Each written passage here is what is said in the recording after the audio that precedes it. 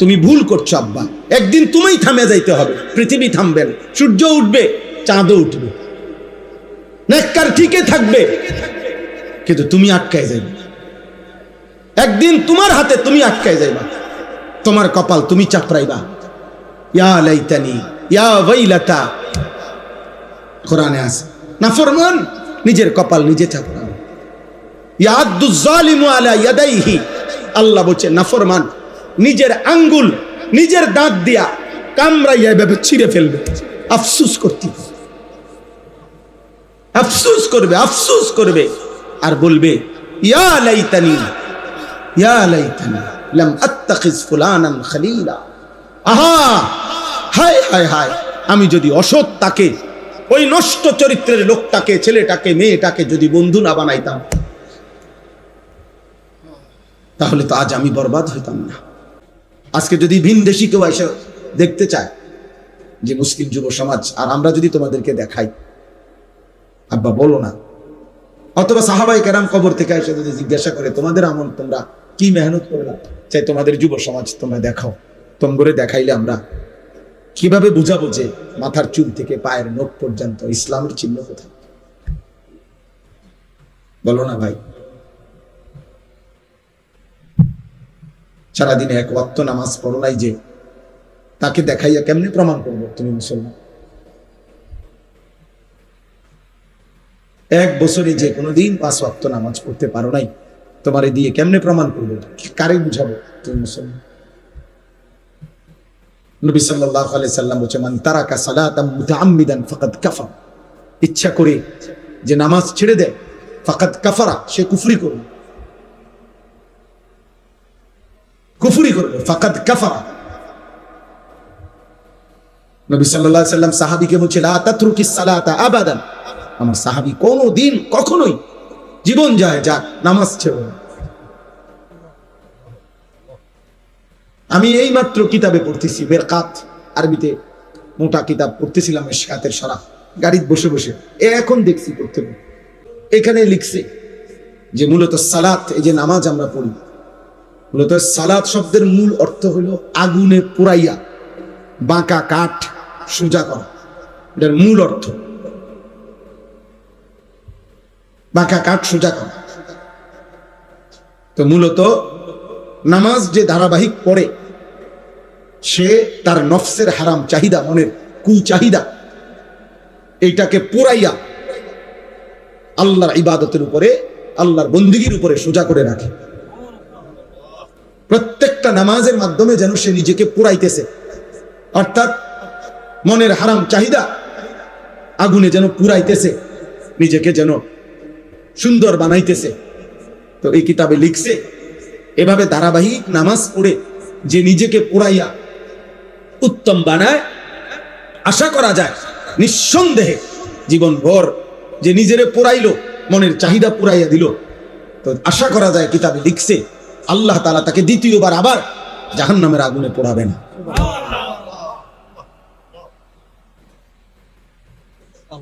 কি সুন্দর কথা, চিন্তা করেন। আজ যে প্রতিবক্ত নামাজের মাধ্যমে যেন নিজেকে পুরাইলো,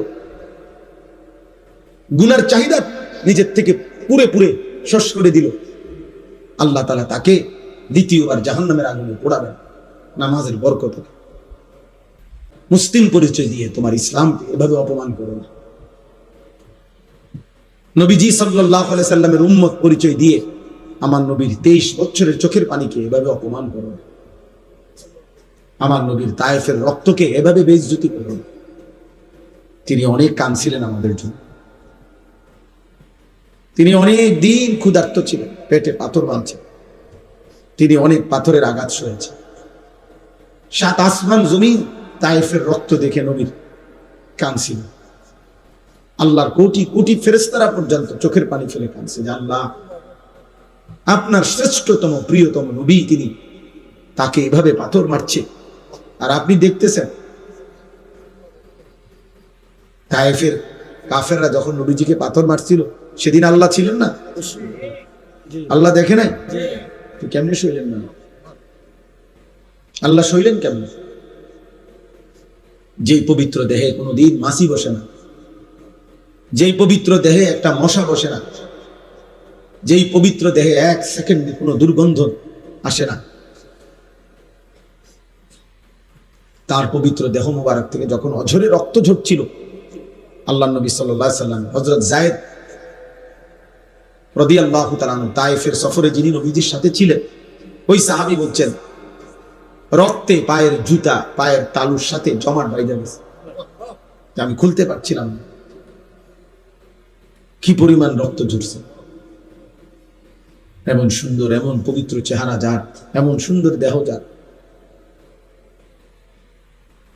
তো এমন নবীকে বেইজ্জতি করা, আমাদের নবীকে অপমান করা ঠিক না রে বাপ। এই জন্য কোনো ভূমিকাই বললাম না, শুরুতেই বললাম কি শুরু করলাম, তুমি কি পাইলা বাপ মোবাইলের মধ্যে, এমন পাগল হয়ে গেল কেন, এমন পাগল হয়ে গেল কেন? মনে করো কেউ মানা করে না আর কি, কেউ বাধা দেয় না, তাই বলে বুঝি নিজের এইভাবে শেষ করে দিচ্ছ। তোমার চরিত্রের কি অবস্থা তুমি বোঝো না? এত নারী দেখলে, এত ছবি দেখলে, এত অশ্লীল দৃশ্য দেখলে মানুষ কি হয়, মানুষের চরিত্রটা কি হয়, শরীরের সক্ষমতাটা কি হয় তুমি বোঝো না? মনে করো কেউ বাধা দিতে পারলো না আর কি, বাপে পারলো না, মায় পারলো না, তোমার সাথে এই সমাজের কেউ বাধা দিতে পারলো না, কিন্তু নিজেকে তুমি কি করছো? নিজের জীবন এভাবে শেষ করে দিচ্ছ। কোরআন কারীমের মধ্যে আল্লাহ তাআলা বলেন ওয়ালা তুলকু বিআইদিকুম ইলা তাহলুকা, হে আমার বান্দাগণ নিজেকে তোমরা নিজে ধ্বংসের দিকে ঠেলে দিও। কোরআনের আয়াত, আল্লাহ বলছেন, নবীজি বলছেন ওয়া ইন্না লিজাসাদিকা আলাইকা হাক্কান, তোমার শরীরের তোমার নিকটে হক আছে, তোমার শরীর তুমি বরবাদ করে দিও। সাহাবী অতিরিক্ত রোজা রাখতে চাইছে, রোজা নেক আমল, আল্লাহ নবী নিষেধ করছে না, লাগাতার রোজা রাখো না, তোমার দেহ কষ্ট পাবে, তোমার শরীরেরও হক আছে। হযরত আব্দুল্লাহ ইবনে আমর ইবনুল আস রাদিয়াল্লাহু তাআলা কে নিষেধ করছে নবীজি, বারবার নিষেধ করছে। তিনি এরপরেও নবীজির থেকে অনুমতি নিয়ে বেশি রোজা রাখতেন। শেষ বয়সে এত কষ্ট পাইছেন তিনি শারীরিকভাবে দুর্বল, কিতাবে আছে উনি আফসোস করতেন, হায় নবী আমাকে সেদিন বলছিলেন, আমি নিজে জোর কইরা আমার নিজের উপরে চাপাইয়া নিছি, এখন আমি কষ্ট পাইতেছি। তাইলে আব্বা মনে রাখো না, যৌবন কমে আসবে, শারীরিক সক্ষমতা কমে আসবে, কিন্তু এই লাগাতার গুনাহ, এই অস্থির ছবি দেখা, নারী দেখা, প্রত্যেকবার তুমি বুঝো বা না বুঝো, মানুষের শরীরের সবচেয়ে শক্তিশালী বস্তু তার শরীরের বীর্য, অতএব সেটা তোমার অজান্তেও ক্ষয় হয়। আখিরাত তো নষ্ট হবেই হবে, কবরে কষ্ট তো পাবাই, আখিরাতের জাহান্নামের কষ্ট তো আব্বা পাইবাই, কিন্তু খোদার কসম এই কোরআন হাতে নিয়ে বললাম দুনিয়ার জীবনটাও কষ্ট পাই। পরিণত বয়সে, উপযুক্ত বয়সে শারীরিক সক্ষমতার অভাবে তোমার জীবনটাই দুনিয়াতেই জাহান্নামের টুকরা হয়ে যায়। আমি অনেক মুরব্বী সামনে, এরপরও খোলামেলা, আমার যেহেতু আমার জীবনের একটা মিশন যুবক ছেলেদেরকে সতর্ক করা, সচেতন করা, এই জন্য খোলামেলা বলি। প্রিয় ভাই আমার, একদম সহজ কথা, যদি কোনো বিবেকবান ছেলে বুঝো, তাহলে একদিন তোমরা আমার পরীক্ষামূলক আমার একটা কথা মানো, তোমরা খবর নাও সারা বাংলাদেশে যে কি পরিমাণ পরকিয়া ইদানিং কালে আইসা, প্রতিদিন বিবাহিত নারী কি পরিমাণ অন্য পুরুষের কাছে দৌড়াইতেছে, বিবাহিত পুরুষ কি পরিমাণ অন্য মহিলার কাছে দৌড়াইতেছে। কারণটা হঠাৎ এটাই বাইরে গেল, শারীরিক সক্ষমতা নাই, যার কারণে নারী অন্য পুরুষ তালাশ করছে, পুরুষ অন্য নারী তালাশ করছে। বিষয়টা কি? বিষয়টা হলো এই গুনাহ, এই মোবাইলের নারী দেখা, ছবি দেখা, অশ্লীল দৃশ্য দেখা, যার ফলে সে নিজেও জানে না। আমার কাছে কিতাব আছে, আর কেমনে বললে বুঝবা, আমাদের কাছে স্পষ্ট কিতাবে লিখছে, প্রত্যেক মানুষ, এই কথাটা মনোযোগ দিয়ে শোনো, মানুষের বৈধ হালাল চাহিদা যখন পূরণ করে স্বামী স্ত্রী, তো সেটা সে নিয়ন্ত্রণ থাকে, কারণ সে জানে সে আমার বৈধ স্ত্রী, সে আমার জিন্দিগির সঙ্গী। কিন্তু হারাম যখনই যে যেখানে নিজের হাত দ্বারা হারাম চাহিদা পূরণ করুক, অশ্লীল দৃশ্য দেখে পূরণ করুক, আর হারাম নারীর সাথে হারাম প্রেম হারাম সম্পর্কের মাধ্যমে পূরণ করুক, ওই চরিত্রহীনের নিয়ন্ত্রণ থাকে না। সে এই পরিমাণ তখন হারাম, জিনা আর ব্যভিচার আর অশ্লীলতা করে নিজের হাতে নিজের শরীর নিজের জীবন নষ্ট করে।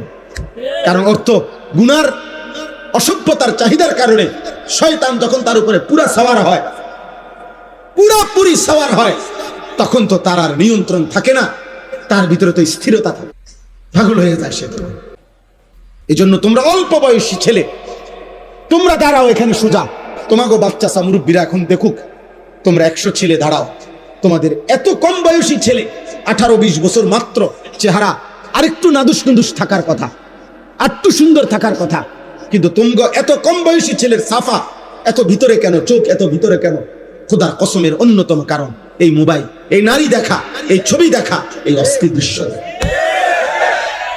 এই জন্য আমরা অনুরোধ করলাম, তোমরা যে কয়জন ছেলে মাশাআল্লাহ আসছো বাবা, সবাই একসাথে বদলাবে না, সবাই একসাথে বদলাবে না, কেউ একজন বদলাও, তুমি তোমার জন্য বদলাও, তোমার ভালোর জন্য। এমন সুন্দর জীবন তুমি নষ্ট করো। প্রতিটা চাহিদা হালাল ভাবে, বৈধ ভাবে আল্লাহ তাআলা মানুষের খাবারের চাহিদা, পানির চাহিদা, সম্পদের চাহিদা, দুনিয়ায় বেঁচে থাকার যত প্রয়োজনীয়তা, খোদার কসম আল্লাহ তাআলা বৈধভাবে হালালভাবে পর্যাপ্ত পূর্ণাঙ্গ ব্যবস্থাপনা আল্লাহ রেখেছেন। খাবারের চাহিদা আল্লাহই পূরণ করবে, পানির চাহিদা আল্লাহই পূরণ করবে, সম্পদের চাহিদা আল্লাহই পূরণ করবে, বেঁচে থাকার সমস্ত উপকরণ আল্লাহ কোরআনে বলছে হুয়াল্লাযী খালাকা লাকুম মা ফিল আরদি জামিআ, বান্দা এই জমিনের সব আমি তোমাদের জন্য সৃষ্টি করেছি। সাখখারা লাকুম মা ফিস সামাওয়াতি ওয়াল আরদ, আল্লাহ বলে বান্দা এই জমিনের সব আসমান ও জমিনের আমি তোমাদের অধীনস্থ করে দিয়েছি। ওয়া যাল্লালনা লাহুম ফামিনহা রাকুবুহুম ওয়া মিনহা ইয়াকুলুন, আল্লাহ বলেন চতুষ্পদ প্রাণী আমি তোমাদের অধীনস্থ করে দিয়েছি, যার ফলে কোনোটা তোমরা চড়তে পারো বাহন হিসাবে, গাধা, ঘোড়া, খচ্চর, উট, আবার কোনোটা তোমরা জবাই করে খাইতে পারো, তোমাদের জন্য গরু, ভেড়া, বকরি, দুম্বা, উট, ছাগল, মহিষ, এগুলো তোমরা খাইতে পারো। যেটা তোমরা খাচ্ছ জবাই করে, এটা আমি তোমাদের জন্য দিয়েছি। যেটার উপরে বাহন হিসাবে চড়তেছ, এটা আমি তোমাদেরকে দিয়েছি, আমি দিয়েছি বান্দা। হুয়াল্লাযী জাআলা লাকুমুল আরদা যালুলান ফামশু ফি মানাকিবিহা ওয়া কুলু মির রিজকি ওয়া ইলাইহিন নুশুর, আল্লাহ বলে বান্দা বিশ্বাস করো, এই জমিন পুরাটা, পৃথিবীর পুরাটা মাটি আমি আল্লাহই তোমাদের অধীন করে দিয়েছি, তোমাদের ব্যবহারের উপযোগী করেছি। এমন বানাই, পানির মতো বানাই নাই, তাইলে মাটি হবে কিভাবে? আবার একদম এত ফোমের মতো নরম বানাই নাই, তাহলে স্থির হইয়া দাঁড়াইবা কেমনে? আবার পাথরের মতো শক্ত বানাই নাই, তাইলে তোমাদের খাদ্য, খাবার, ফুল, ফল, ফসল উৎপন্ন হবে কিভাবে? এবং তোমাদের পিলার ঘরের খুঁটি তোমরা কিভাবে গাড়বে?